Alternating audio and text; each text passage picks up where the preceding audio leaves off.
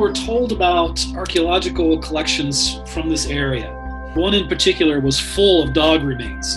We went there to work with the dogs, and then we got really interested in these artifacts there that potentially related to really early reindeer harnessing, reindeer domestication, about 2,000 years old.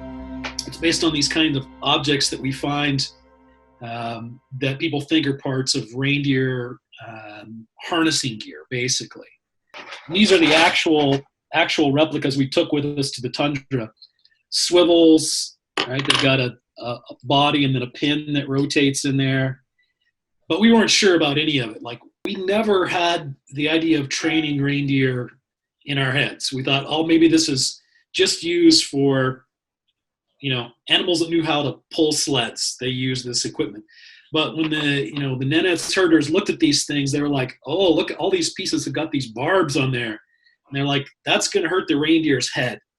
You can't use that every day. It's going to cause problems. You just wouldn't do this. Over, the month we were on the tundra and then interviewing other people were like, oh, these are probably for training.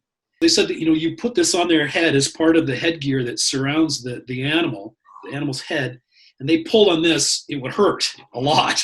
So that animal would learn, once that headgear is on, to stop resisting. The main point is that, to really understand reindeer domestication, we cannot just focus on reindeer genetics and, the shape of the bones, in a sense, or the shape of the animals.